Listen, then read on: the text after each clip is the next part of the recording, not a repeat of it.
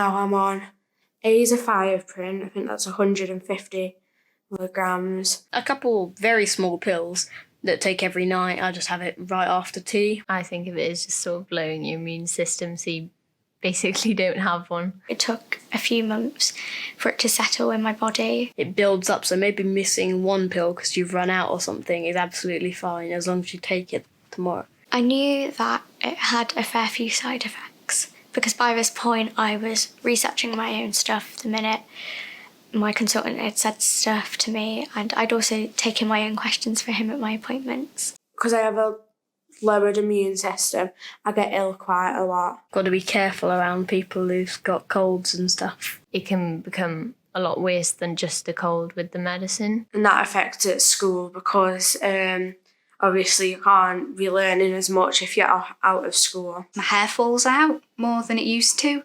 You probably won't notice it because it is massive, but I do lose quite a lot of hair. Used to get a rash all over my arms and my face. Try not to go outside too much because of the azathioprine, you get sunburn more easily. I was on that for 3 years, and I was just like that. I was literally living normally then. Didn't have any problems at all.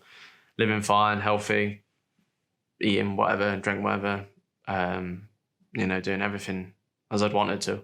There are two different types of thiopurines that are used in inflammatory bowel disease. Azathioprine, which is more commonly used in Europe and the UK, and a very similar product, 6-mercaptopurine, which tends to be used more as first line in the US. They both function in almost exactly the same way. The side effect profile is slightly different, but we use them interchangeably. If a child doesn't tolerate azathioprine, then there's an option to switch to 6-mercaptopurine. The thiopurines work in a very similar way to other broad-spectrum immunosuppressants in that they reduce the production of activated white blood cells by your immune system and therefore reduce the number of cells that get to your small bowel and large bowel to cause inflammation. But the way that they work is that they reduce the production of new cells, which is why they take 3, sometimes up to 6 months to really become effective, because the cells that are currently circulating are continuing to cause a problem. We use thiopurines as maintenance treatment.